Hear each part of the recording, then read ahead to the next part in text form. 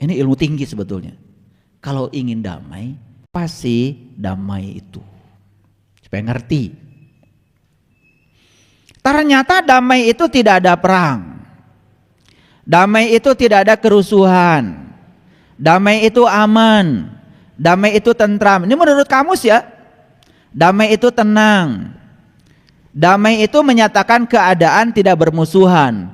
Atau bahasa lainnya rukun. Banyak nih ya, persamaan katanya banyak. Ternyata damai itu tidak ada perang, tidak ada kerusuhan, aman, tentram, tenang, keadaan tidak bermusuhan, rukun. Itu kemudian mewakili kata damai.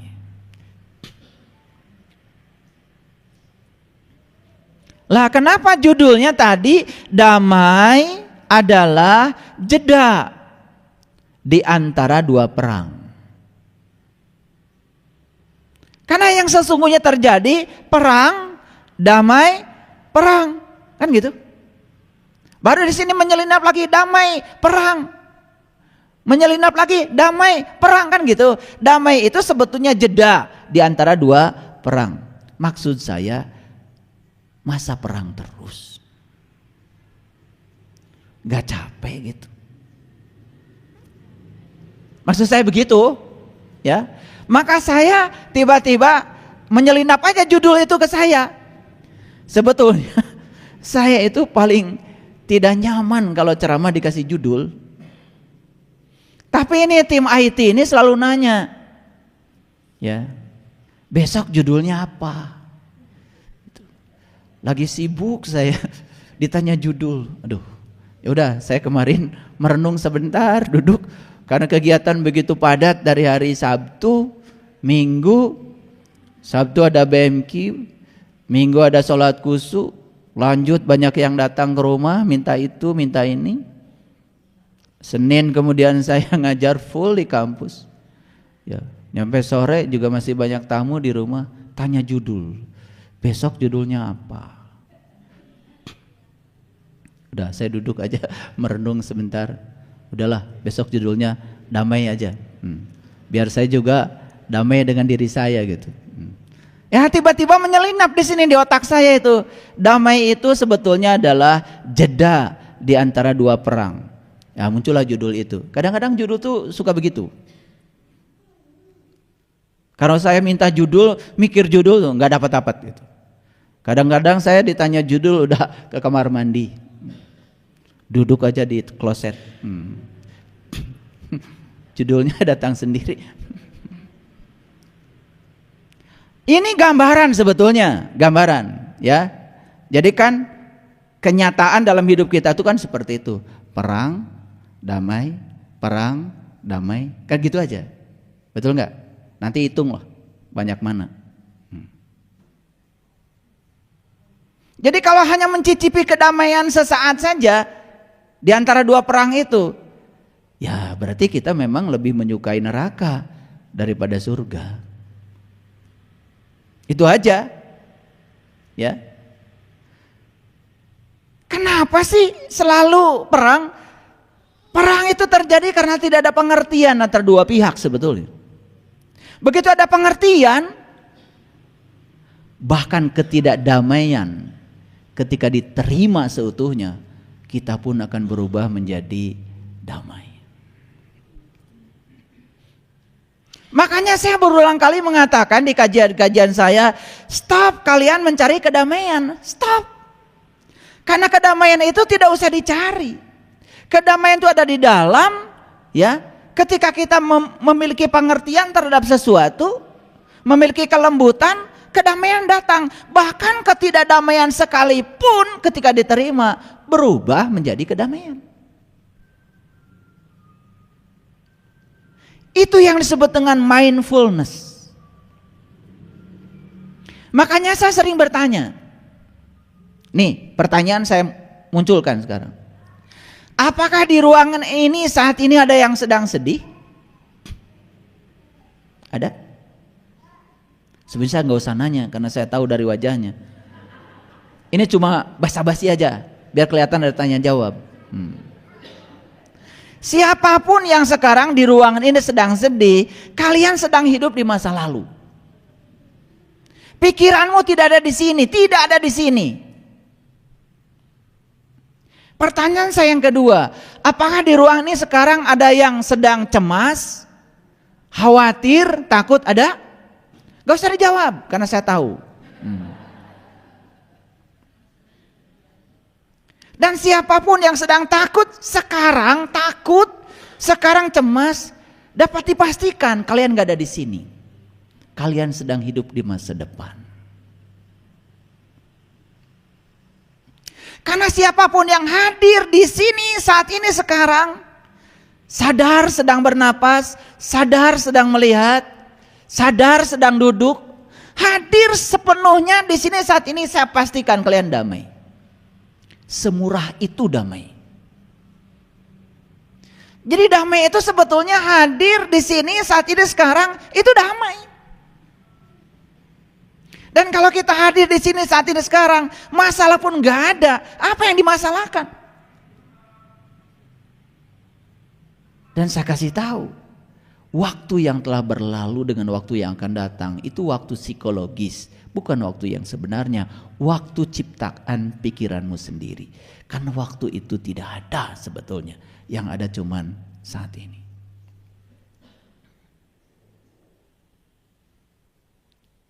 Makanya pertanyaan, kalau ingin damai, pertanyaan sederhana.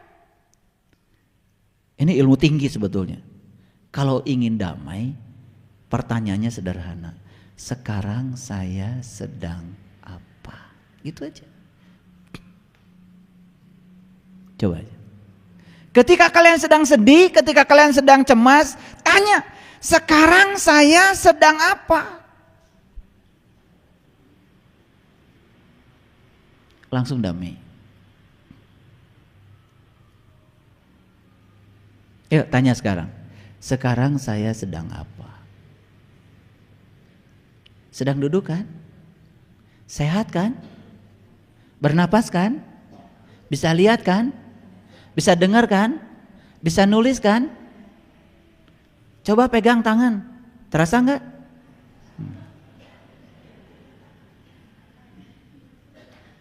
Itu saja, langsung damai kok.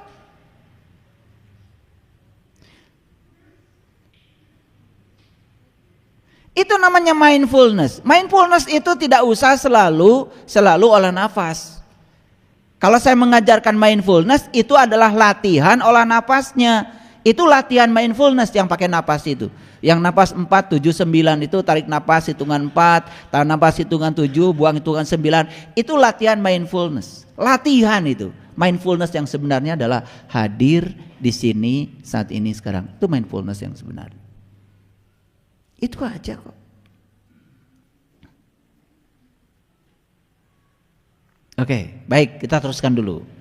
Jadi damai itu apa? Tidak ada perang. Kalau saya tanya, apakah sekarang tidak ada perang? Secara fisik memang nggak ada perang. Kalian tidak sedang berperang dengan siapapun. Kalian sedang duduk di sini. Tapi perang antara pikiranmu dengan kesadaranmu sekarang sedang terjadi. Perang antara Pandawa dan Kurawa di dalam dirimu yang namanya perang Baratayuda sekarang mungkin sedang berkecamuk. Mungkin. Saya lebih sopan nih ngomong mungkin. Agak sopan nih. Sebetulnya pasti.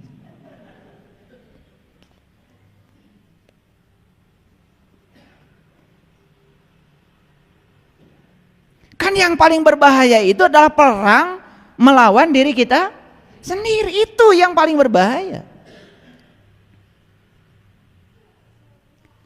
Perang melawan pikiran kita sendiri, itu masalahnya.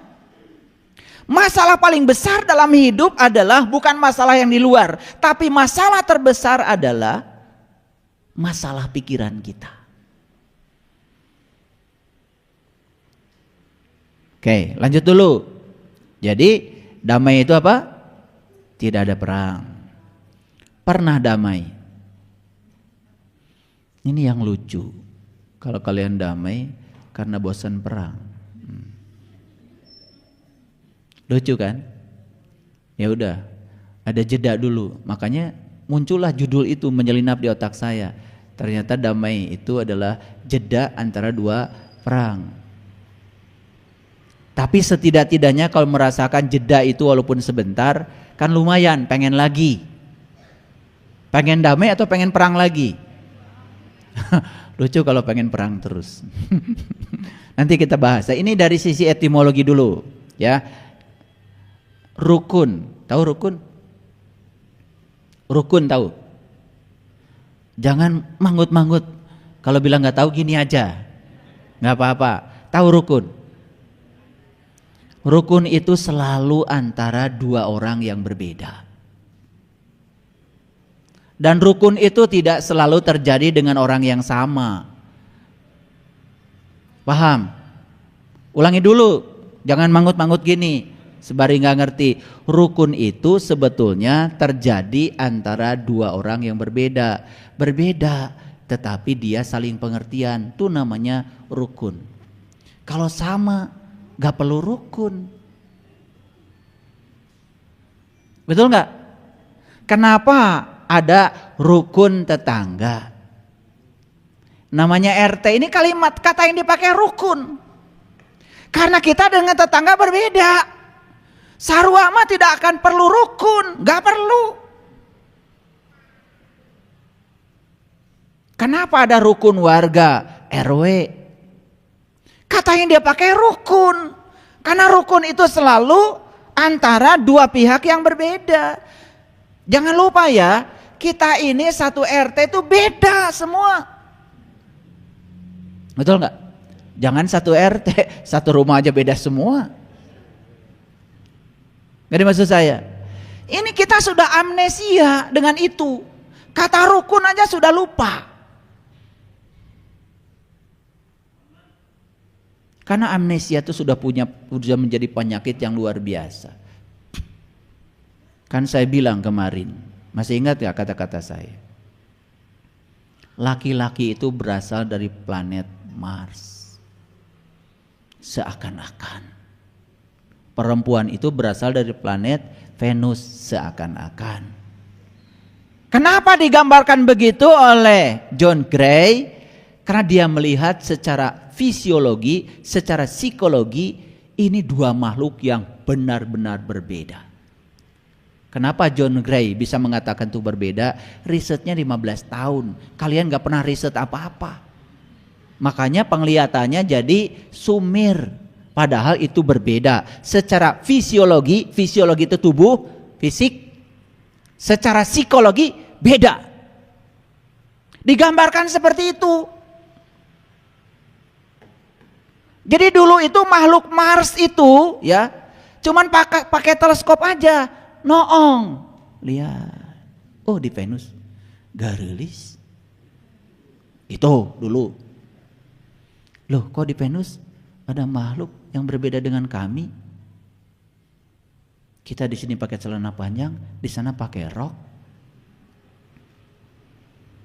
Itu awalnya begitu. Nah, karena noongnya keseringan, lalu penduduk Mars mulai bikin teknologi supaya bisa pergi ke planet Venus. Dibuatlah pesawat. Lalu penduduk Mars akhirnya mendarat di Venus. Saat penduduk Mars mendarat di Venus, apa yang terjadi? Di situ terjadi rukun. Rukun. Kenapa? Masing-masing pihak menyadari kalau mereka berbeda. Jadi penduduk Venus ya nanya dulu, apa kesenangan kalian di Mars? Makanan pun disiapkan sesuai dengan Mars. Penduduk Mars waktu mau pergi ke Venus nanya juga, oleh-oleh apa yang kalian inginkan dari kami? Jangan-jangan yang kami bawa salah. Saling tanya, karena masing-masing masih sadar kalau mereka berbeda. Terjadilah perkawinan antara penduduk Mars dengan Venus. Seserahan terjadi dari Mars ke Venus. Waktu seserahan terjadi, tidak ada perang. Setelah perkawinan pun tidak ada perang. Waktu di Venus. Karena masing-masing masih sadar kalau mereka berbeda. Ada pengertian. Ada kesediaan untuk menerima perbedaan itu. Nah, yang jadi masalah itu penduduk Mars dengan Venus setelah menikah, tinggal di Venus, ingin rekreasi ke bumi. Itu masalah. Ingin bulan madu di bumi. Lalu mereka pergi ke bumi. Begitu selesai bulan madu, pagi-pagi bangun, lupa kalau mereka berbeda. Didinya paseate mulai. Jadi sebetulnya berantem itu terjadi saat mereka amnesia. Ketika mereka tidak sadar kalau mereka berbeda. Tadi dia di dunia para nanti. Di Venus mah dulu. Karena masing-masing pihak pasti menyadari kalau mereka berbeda. Nah sekarang nih, kalau ingin damai, satu kuncinya sadari oleh kalian bahwa kalian berbeda. Eureun atuh. Eureun. Pasea wae. Makanya ada kata-kata berdamai. Berdamai. Berdamai itu berarti berbalik kembali atau berbaik kembali. Nih. Perang, damai, perang. Damai, perang. Kan gitu? Itu siklus. Tapi memang dua-duanya perlu. Dan gak ada damai kalau gak ada perang mah. Gak ada perang juga kalau gak ada damai. Jadi sebetulnya bisa jadi damai itu dilahirkan oleh perang. Dan perang pun dilahirkan oleh damai. Jadi dua-duanya saling melahirkan. Siapa yang duluan saya juga nggak tahu. Nggak tahu, saya juga nggak tahu. Jangan ditanya. Nah, makanya berdamai berarti berbaik kembali. Berdamai berarti berhenti bermusuhan. Berdamai berarti berunding untuk mendapatkan kesepakatan. Nah, masalahnya adalah kalian itu sulit bersepakat. Itu aja. Makanya panjang jadinya. Nah, ada yang namanya mendamaikan. Ini beda lagi. Kalau mendamaikan itu mengusahakan agar kedua pihak berbaik kembali. Nah, mendamaikan itu berarti perlu pihak yang ketiga. Ini yang disebut dengan juru damai. Kerjanya adalah mendamaikan. Itu sebabnya hati-hati mencari juru damai. Kalau pasangan suami istri, satu-satunya juru damai menurut John Gray yang bisa dipercaya cuma dua. Satu guru, dua orang tua. Itu aja. Orang tua udah meninggal. Selama masih ada, kalian datang ke rumah. Nanti kalau datang ke rumah, saya cuma menyadarkan amnesia kalian bahwa kalian berbeda. Itu aja. Nggak lama kok. Cuman saya sadarkan kalian berbeda, itu aja. Insya Allah langsung ada pengertian. Itu aja sebetulnya, sederhana. Nah, ada yang namanya perdamaian. Perdamaian berarti penghentian permusuhan. Jadi ada damai, ada berdamai, ada mendamaikan, ada yang namanya perdamaian. Ada lagi memperdamaikan. Memperdamaikan berarti menjadikan berdamai atau mendamaikan, membuat berdamai. Ini kaya sekali bahasa kita itu, luar biasa. Makanya saya kupas supaya ngerti. Nah, ada lagi terdamaikan, berarti dapat didamaikan. Siapa yang terdamaikan? Yang dapat didamaikan. Kapan dapat didamaikan? Kalau ada kesepakatan. Gak ada maksud saya. Itu aja kok. Nah, ada lagi pendamai. Nah, ini berarti juru damai. Ada lagi kedamaian. Nah, kedamaian berarti keadaan damai. Mau kedamaian? Nah, yang dicari oleh kita adalah kedamaian. Semua kata dasarnya damai. Betul nggak? Bisa berdamai, bisa mendamaikan, bisa perdamaian, bisa memperdamaikan, bisa terdamaikan, bisa juga pendamai dan kedamaian. Nah, yang mau kita cari adalah keadaan damai. Itu adalah hasil akhirnya. Itu damai. Nah sekarang kita bahas dulu, perang itu apa? Supaya ngerti. Jadi perang itu adalah sebuah aksi fisik atau non fisik. Nah kalian harus paham, perang itu tidak selalu fisik. Bisa juga non fisik. Itu yang non fisik berarti namanya perang dingin. Lucu ya, serumah, bahkan sekasur, tepatannya bisa begitu ya.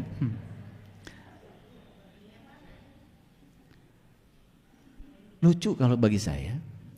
Saimah,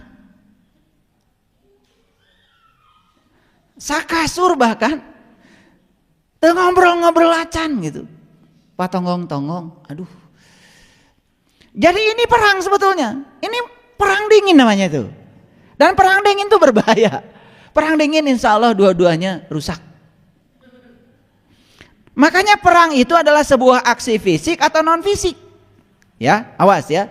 Jangan perang itu ditafsirkan. Yang saya khawatirkan itu sebetulnya perang yang non fisik. Teka tingali.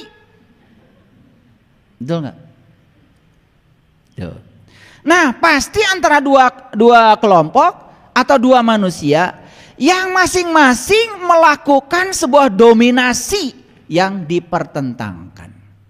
Pasti kalau perang itu ada dominasi. Yang ingin berkuasa pada yang ini, ingin berkuasa pada yang ini. Dua-duanya ingin saling berkuasa. Ketika dua-duanya saling ingin berkuasa, di situ perang terjadi.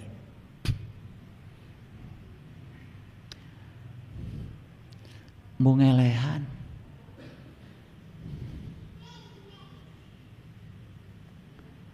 Ngerti perang sekarang? Nah, ini saya jelaskan dulu ya. Nah, di era modern ini ya perang itu lebih mengarah pada superioritas. Ya, ada negara yang merasa dirinya superior. Ada negara yang inferior. Yang superior menindas pada yang inferior. Itu urusan itu nggak saya bahas di sini. Karena saya tidak mau bicara itu. Itu mau urusan para panggede lah di negeri ini. Kita bicara yang ada hubungannya dengan diri kita aja. Apakah dalam diri kita ada superioritas? Pertanyaannya. Mungkin ada. Siapa? Pikiran terlalu superior, kesadaran inferior. Maka kesadaran akan terus dijajah oleh yang namanya pikiran. Ketika itu terjadi, konflik dalam diri tidak bisa dihindari lagi. Jadi perang antara Sri Rama dengan Rahwana kan sebetulnya memperebutkan kesadaran. Memperebutkan Dewi Sinta. Dewi, Dewa itu memperebutkan kesadaran sebetulnya. Karena ada kesadaran yang hilang. Karena kesadarannya Rama hilang, dicuri oleh Rahwana. Di situ kan muncul Hanuman, sang guru sejati. Ya toh? Sebagai juru damai yang akan mengembalikan kesadaran kepada Sri Rama. Kan ceritanya seperti itu. Oke, kita lanjut dulu. Nah, jadi pertentangan itu terjadi karena masing-masing pihak merasa sebagai superior. Nah, itu yang selama ini disebut diri palsu kita, yang disebut dengan ego. Makanya belajar spiritual itu sebetulnya adalah bukan mematikan ego, tetapi mengendalikan ego. Nah, sekarang kita bahas dulu kenapa terjadi perang. Yuk kita bahas.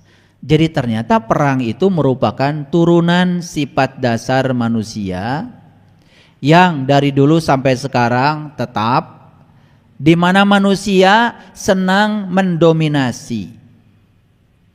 Ya? Di mana manusia senang bersaing. Nah, ketika dia itu ingin mendominasi, dia menganggap orang lain sebagai kompetitor, orang lain itu sebagai musuh, dan orang lain sebagai pesaing. Apa yang terjadi? Dia ingin memperkuat eksistensi dirinya dengan cara menundukkan pihak lain. Betul? Kan sebetulnya perang yang terjadi itu adalah si pihak yang ingin eksistensi dirinya diakui, ingin mendominasi pihak lain dengan cara menundukkan pihak lain. Nah, kenapa? Karena pihak lain dianggap sebagai musuh. Itu salahnya. Nah, sekarang muncullah pengertian dalam diri kita, ternyata semua hal yang disebut dengan antagonis atau yang disebut lawan oleh kita selama ini diubah dari kata lawan menjadi mitra. Diubah dari kata musuh menjadi seseorang yang akan menguatkan kita. Di situ pengertian muncul, perang tidak terjadi. Nih contoh. Saya lebih gampang mencontohkan pasangan. Ya. Ketika pasangan itu berbeda dengan kita, ketika pasangan itu tidak mengikuti apa yang kita mau, kan kita menganggapnya dia itu adalah musuh selama ini. Nah, pengertiannya diubah dari kata musuh menjadi mitra. Ternyata pasangan saya dihadirkan ke semesta untuk meningkatkan kedewasaan saya. Begitu kita lihat dia sebagai mitra, bahkan dari kata musuh berubah menjadi guru. Ini ada pengalaman yang dahsyat kemarin waktu saya coaching di kesehatan holistik. Ada seorang ibu umurnya 69 tahun. Saya tanya, penyakitnya apa? Saya stroke. Loh, kok bisa? Gimana ceritanya? Nah, itu yang membuat saya marah sama Tuhan. Oh, langsung intonasi naik. Nah, itu yang membuat saya marah sama Tuhan. Itu kalimat pertama yang muncul ke saya. Kalimat yang kedua, saya sudah makan sehat. Saya vegetarian, saya tidak makan minyak, saya tidak makan daging, tetapi Tuhan kasih saya stroke. Nah, dua kalimat itu membuat saya terperanjat. Satu, saya marah sama Tuhan. Yang kedua, saya stroke dikasih Tuhan. Gimana saya menyadarkan orang semacam ini? Dia mau berobat kemanapun gak akan sembuh. Karena dia memposisikan Tuhan sebagai pemberi penyakit, tidak menjadikan Tuhan sebagai healer, tidak menjadikan Tuhan sebagai penyembuh. Karena ketika sudut pandangnya belum diubah, berobat kemanapun gak akan sembuh. Saya cari akal gimana menjelaskannya. Lalu saya ingat manusia itu punya 5 tubuh. 1 tubuh spirit, 2 tubuh intuisi, 3 tubuh mental, 4 tubuh energi, dan yang kelima adalah tubuh fisik. Saya bilang, kalau Anda sudah makan sehat, yes, tapi Anda baru ngurus 1/5 dari tubuh Anda, yaitu tubuh fisik Anda. Dan riset menyatakan stroke, cancer, dan segala macam penyakit, penyebab utamanya adalah 50% spiritual, 25% mental, 15% hubungan sosial. Saya tanya lagi kepada beliau, bagaimana dengan spiritual Anda? Apakah Anda sudah tahu siapa diri Anda? Mulai saya tanya. Itu cara saya menterapi. Apakah sudah tahu Tuhan Anda? Apakah Anda sudah kenal siapa diri Anda yang sebenarnya? Terus saya hajar aspek spiritualnya. Ternyata angkat tangan. Di dimensi itu saya tidak tahu. Apakah Anda sudah bisa mengendalikan pikiran Anda dari masa lalu dan masa depan? Apakah Anda sudah bisa hadir di sini saat ini sekarang? Apakah Anda sudah damai? Terus saya hajar situ. Ternyata mulai angkat tangan. Saya tidak memiliki dimensi itu. Jadi pantas kalau sekarang stroke. Akhirnya saya tanya terakhir, siapa penyebab stroke Anda? Saya sendiri. Nah, setelah mengatakan saya sendiri, baru saya munculkan beberapa ayat dalam kitab suci. Saya baca di dalam kitab sucinya beliau, karena beliau agamanya Nasrani, ya. Di situ dikatakan Tuhan adalah seorang penyembuh. Tuhan adalah healer. Dalam bahasa Quran, fa iza maridtu fahuwa yasfin. Dan ketika kamu sakit, aku penyembuhnya. Tidak ada satu ayat pun yang mengatakan Tuhan pencipta penyakit. Yang ada Tuhan adalah penyembuh. Saat itu kemudian saya bimbing doa. Saya bimbing doa. Yuk kita doa sekarang. Saya bimbing doa. Tuhan,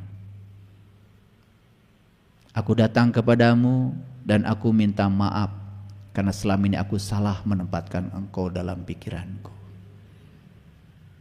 Maaf jika aku menyangka kalau penyakit ini datang darimu, padahal Engkau adalah kasih. Engkau adalah sumber kasih bagi diriku.